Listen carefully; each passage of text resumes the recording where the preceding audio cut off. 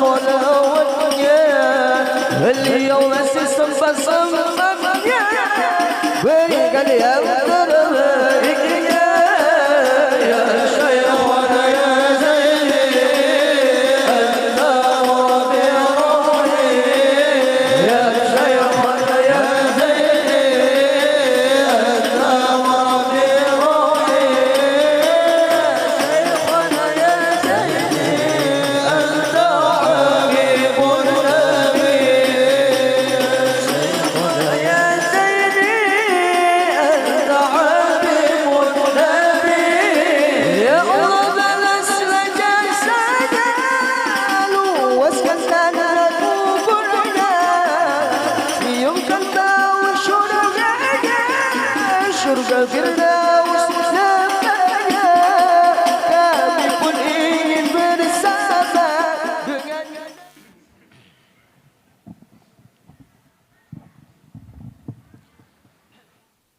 Assalamualaikum warahmatullahi wabarakatuh.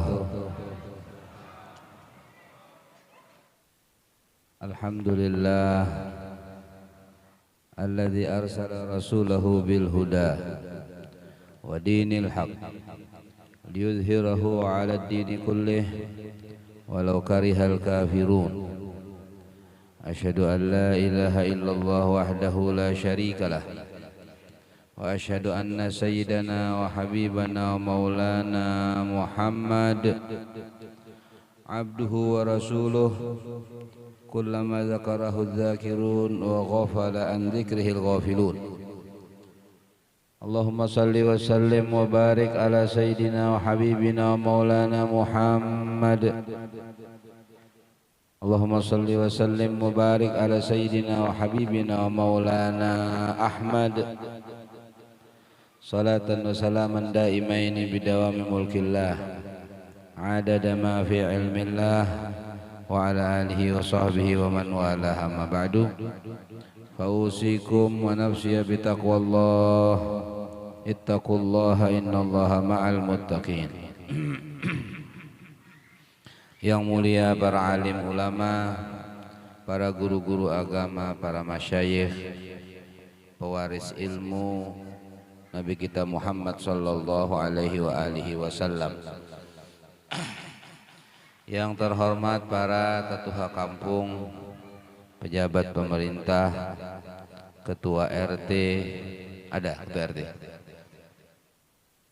ketua RW, ada juga, pembakal, ada, kemudian Bapak Camat, Bupati, Gubernur di Rumah Sidin Jombang, para hadirin kaum muslimin dan kaum muslimat, jamaah peringatan Isra dan Mi'raj Nabi kita Nabi besar Muhammad sallallahu alaihi wasallam yang sekaligus bahaul yang ke-17 daripada guru mulia kita Asy-Syaikhul Murabbi Al-Alim Al-Allama Al-Arif Billah Asy-Syaikh Muhammad Zaini bin Abdul Ghani Al-Banjari radhiyallahu anhu. Mudah-mudahan kita selalu mendapat keberkahan-keberkahan dari Allah. Anak-anak kita dijadikan anak-anak yang salihin dan salihat. Keluarga kita adalah keluarga yang penuh dengan mawaddah warahmah. Kampung kita dijadikan Allah baldatun thayyibatun wa rabbun ghafur. Amin ya rabbal alamin. Bahari ada satu kampung yang mana kampung itu sangat bersih. Kampung itu nyamuk kadada, kemudian pempijit kadada, pokoknya nang mengganggu kadada. Kampung itu di sebelah-sebelah rumah, di sebelah-sebelah jalan mereka penuh dengan kebun-kebun. Ya seperti di sini mungkin. Kebunnya itu indah. Kebun itu bilanya karena buahnya banyak. Jadi kadang Mbah Hanu kadang-kadang buahnya itu gugur seorang, kadang-kadang mutik. tapi buahnya itu sampai seminggu, sebulan kada buruk. Apabila seseorang berjalan di bawah kebun tersebut dengan membawa keranjang, cukup dia melimpas Banaraja guguran anunya, buahnya, hibak keranjangnya, boleh ke rumah. Bawa lagi keranjang kosong 2, guguran, hibak keranjangnya. Begitu indahnya kampung tersebut, begitu makmurnya, karena orang-orangnya bertakwa kepada Allah. Allah berfirman dalam Al-Quran, "Lau anna ahlal qura amanu wa taqaw la fatahna alaihim barakatim minas sama'i wal ard." Jikalau penduduk suatu kampung beriman dan bertakwa, maka kami akan bukakan bagi mereka keberkahan-keberkahan yang turun dari atas langit dan tumbuh dari dalam bumi. Hujannya bagus, teratur, tidak bikin banjir. Kemudian tumbuh-tumbuhannya bagus, tumbuh dengan subur dan buahnya nyaman. Anehnya lagi, dan ini istimewa, kada mau buruk. Kampung itu terletak di daerah Yaman sana, daerah Timur Tengah, tapi daerah Arab Bahari.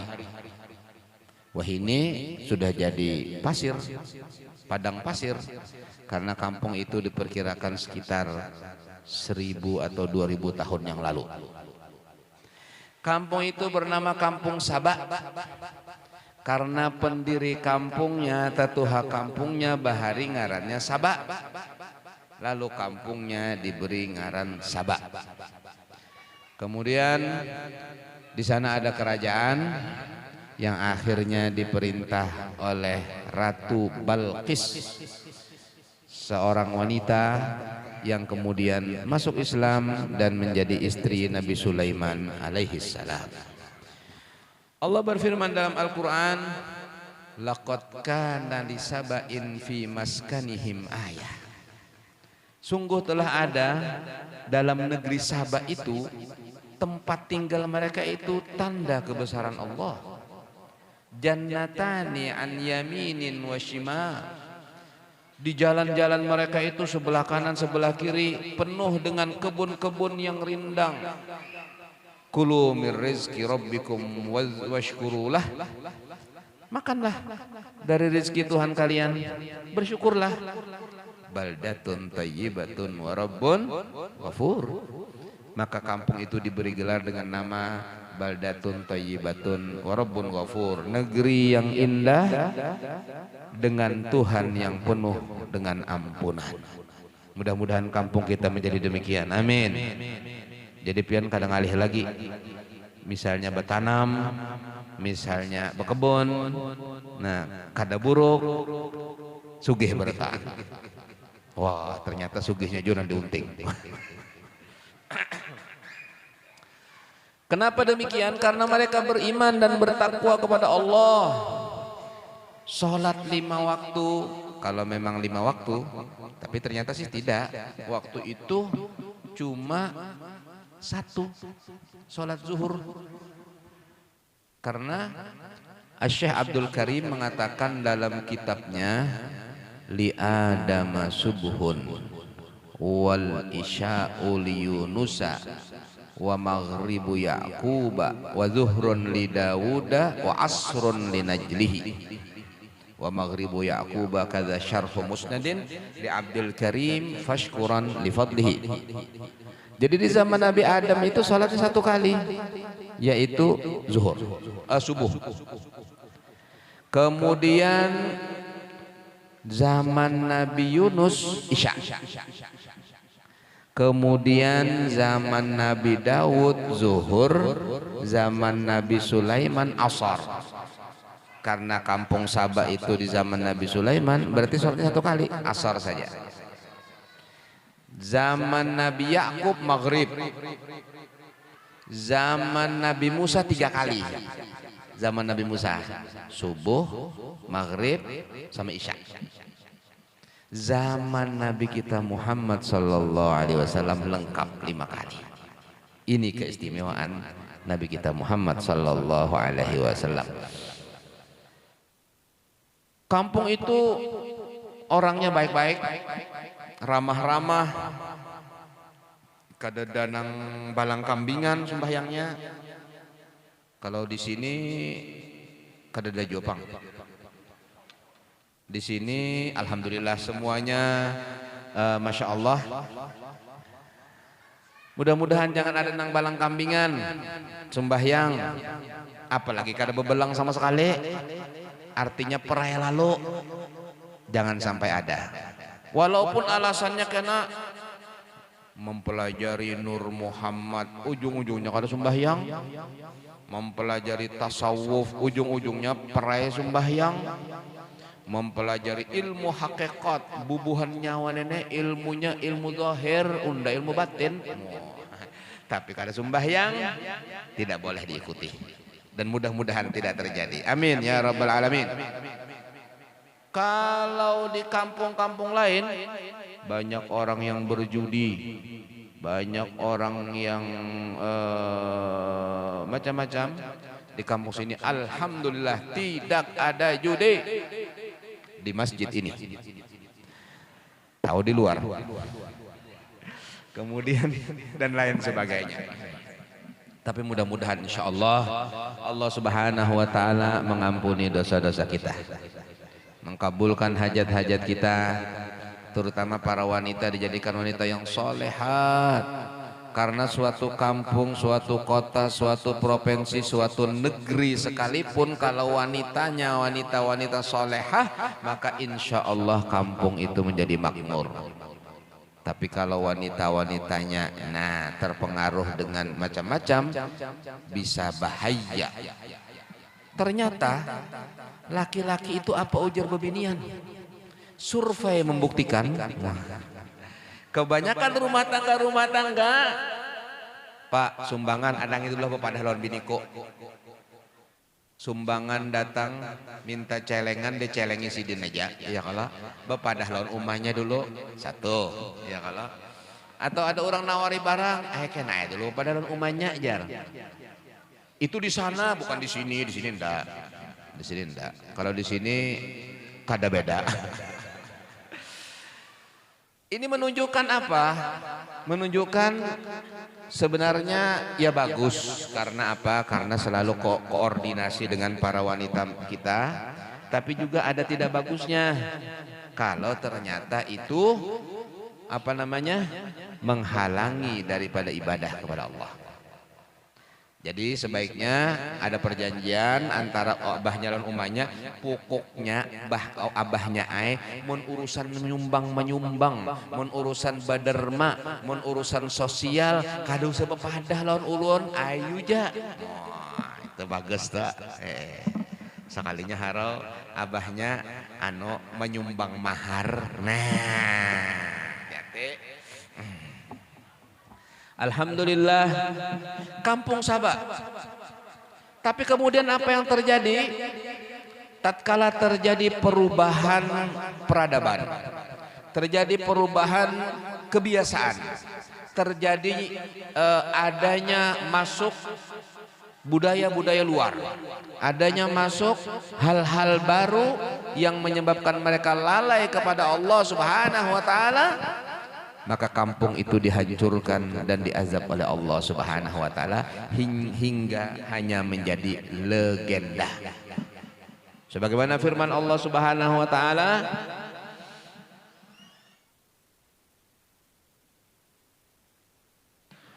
laqad ka'baldatun thayyibatun wa rabbun ghafur falamma tawallau, tatkala mereka berpaling dari Allah, yang tadinya sholatnya rajin ternyata sudah tidak rajin lagi.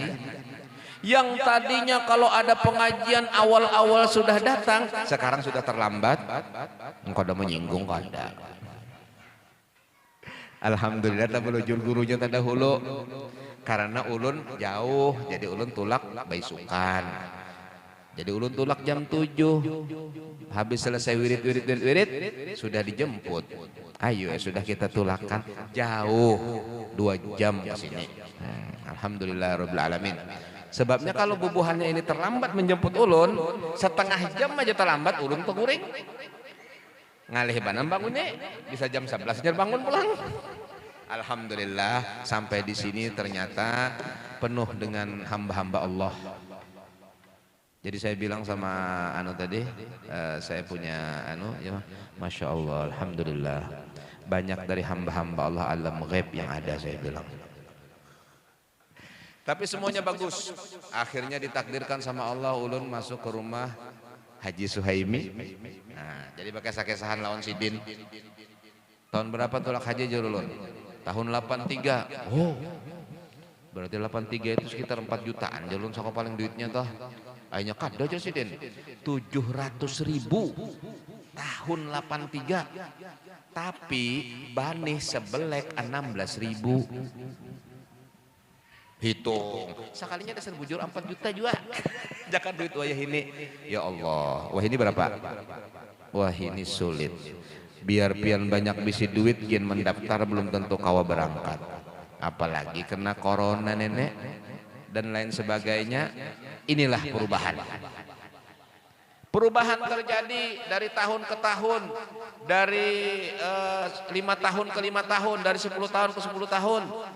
Dari 10 ke 20 tahun berubah. Sampai ada satu orang wali Allah Subhanahu wa taala mengatakan, ujar Sidin, kaina ada saatnya orang hendak tulak ke Mekah Madinah itu nangis darah karena kau tulak. Wallahu alam ya apa. Wah ini aja sudah ngalih. Hendak umroh aja ngalih. Dan lain sebagainya, apalagi haji. Sulit. Tapi semuanya ini adalah ujian Allah Subhanahu wa taala. Mudah-mudahan semua yang terjadi ini dihilangkan oleh Allah dan mudah-mudahan di kampung ini sekampungan tulak haji. Amin. Baim-baimlah berataan. Siapa yang jaga kampung? Begantian. Ya kalau begantian insyaallah. Amin ya rabbal alamin. Karena cita-cita seorang mukmin itu adalah bertemu dengan Nabi Muhammad. Cita-cita seorang mukmin itu ingin memandang wajah Nabi Muhammad kalau bisa, kalau ditakdirkan sama Allah. Paling tidak ziarah ke makam Nabi Muhammad SAW di Madinah. Tapi ingat, apabila sampai di Mekah, sampai di Madinah, jangan melihat gedungnya umah tingginya. Ya Allah, umah hotelnya bagusnya. Datang umroh bah hotelnya bagus banar, motornya hanyar. Umrohnya kan dikisahkan lah. Seharusnya datang umroh itu yang dikisahkan, aku dihiga Hajar Aswad, aku mencium Hajar Aswad, tetangis aku di Multazam. Ini kada. Sekali datang nyaman banar jar umpat trepal nito jar. Talarang pang jar ya Allah. Akhirnya dijadikan bangga-banggaan.